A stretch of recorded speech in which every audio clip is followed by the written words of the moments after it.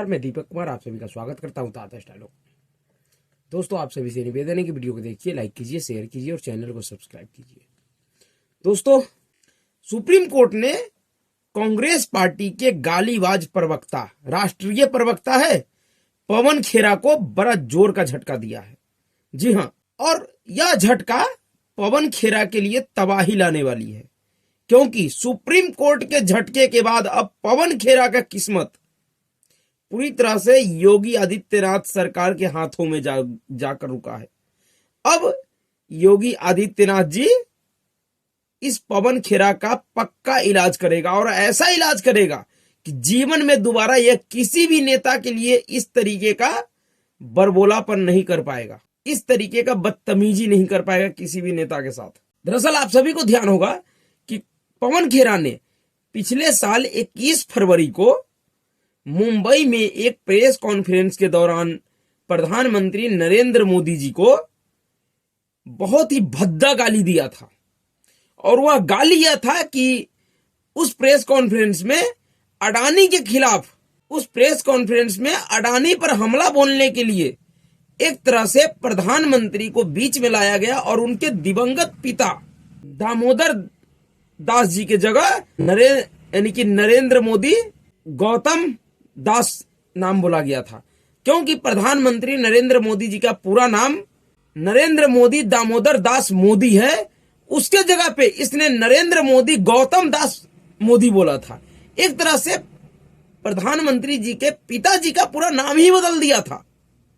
यानी कि इसने यह साबित करने का कोशिश किया था उस प्रेस कॉन्फ्रेंस के दौरान कि गौतम अडानी नरेंद्र मोदी जी का पिताजी है। जी हां, और यह एक तरीके से इस देश के जनता के द्वारा भारी बहुमत से चुने हुए प्रधानमंत्री को सीधे सीधे गाली था।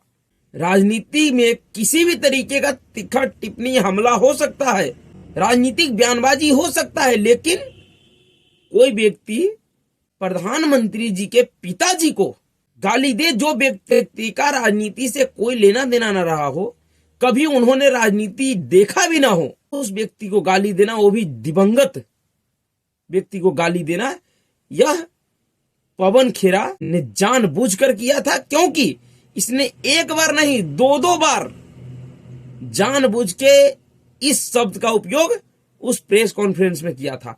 और उसी प्रेस कॉन्फ्रेंस को आधार बनाकर भारतीय जनता पार्टी के नेता और उत्तर प्रदेश बीजेपी के अध्यक्ष भूपेंद्र चौधरी ने जोरदार हमला बोला था। और उसके बाद पवन खेरा के खिलाफ उत्तर प्रदेश के हजरतगंज थाने और वाराणसी में मुकदमा दर्ज करवाया गया था। और उसके बाद उत्तर प्रदेश के बाद असम में भी इसी मुद्दे पर मुकदमा दर्ज करवाया गया था। और जब 23 फरवरी को पवन खेरा नई दिल्ली इंदिरा गांधी इंटरनेशनल एयरपोर्ट से जब छत्तीसगढ़ में कांग्रेस पार्टी के राष्ट्रीय अधिवेशन में शामिल होने के लिए जा रहे थे, उसी समय असम पुलिस ने, हेमंत विश्व शर्मा जी के पुलिस ने, क्योंकि मुकदमा वहां भी दर्ज था, तो उनकी पुलिस ने पवन खेरा को इंदिरा गांधी इंटरनेशनल एयरपोर्ट से हवाई जहाज पे जब चढ़ रहा था वहां से गिरफ्तार करके इसको उतार कर लाया गया था। और जब इसको गिरफ्तार किया गया था तो वहां पर भी प्रधानमंत्री नरेंद्र मोदी जी के खिलाफ अभद्र टिप्पणी किया गया था, अमर्यादित बयानबाजी किया गया था, जिसमें कांग्रेस पार्टी का राज्यसभा सांसद रणदीप सिंह सुरजेवाला भी मौजूद था। उसके मौजूदगी में प्रधानमंत्री नरेंद्र मोदी के खिलाफ नारे लगाए गए थे कि मोदी तेरी कब्र खुदेगी। इस तरीके का कब्र खोदने का नारा लगाया गया था।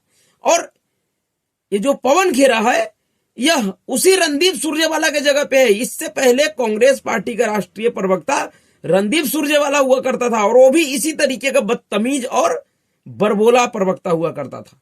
उसी तरीके से पवन खेरा भी है, लेकिन पवन खेरा उस मामले में बुरी तरह से घिर चुका है। जिस दिन इसको असम पुलिस ने गिरफ्तार किया था, उसको गिरफ्तार करके जब तक दिल्ली के पुलिस थाने में लाया जाता, उससे पहले ही पवन खेरा का वकील और कांग्रेस पार्टी का कद्दावर नेता अभिषेक मनु सिंघवी ने सुप्रीम कोर्ट में पहुंचकर इसको जमानत दिलवा दिया था।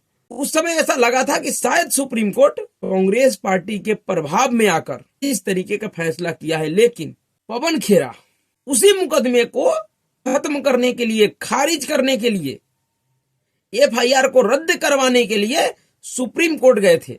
इससे पहले वो हाई कोर्ट भी जा चुके हैं, हाई कोर्ट ने भी उनकी अर्जी को खारिज कर दिया था, और इस बार वह सुप्रीम कोर्ट गए थे। और सुप्रीम कोर्ट ने जो टिप्पणी किया है पवन खेरा के उस मामले पे, वह पवन खेरा के लिए तबाही लाने वाला है।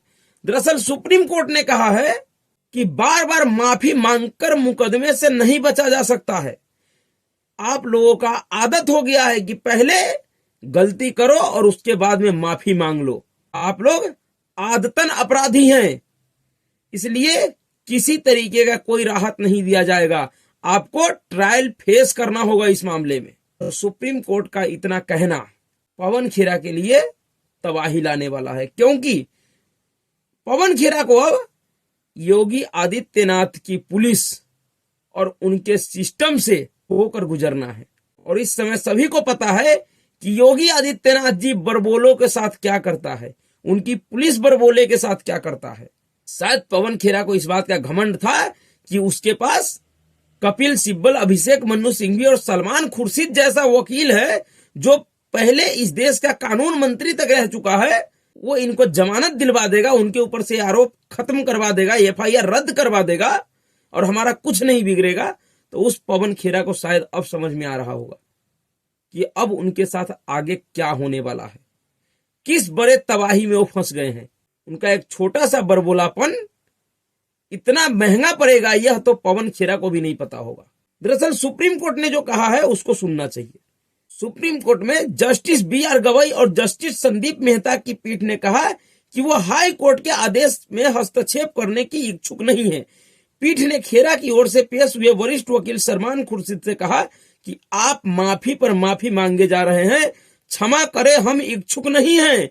सुनवाई के दौरान उत्तर प्रदेश की ओर से पेश सॉलिसिटर जनरल तुषार मेहता अदालत को बताया कि मामले में पहले ही आरोप पत्र दायर हो चुका है और उसी के आधार पे हम जवाब दे रहे हैं।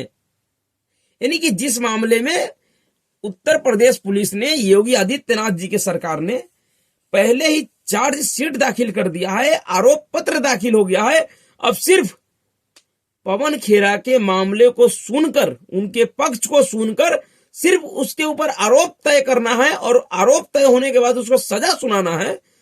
उस समय में पवन खेरा और उनका वकील और देश का पूर्व कानून मंत्री और कांग्रेस पार्टी का वरिष्ठ नेता सलमान खुर्शीद सुप्रीम कोर्ट में यह याचिका लेकर गए थे कि उस एफआईआर को रद्द कर दिया जाए। यानी कि पुलिस का वो सारा मेहनत, सरकार ने जो उसके पीछे खर्चा किया, उनका वो पूरा खर्चा सब व्यर्थ चला जाए।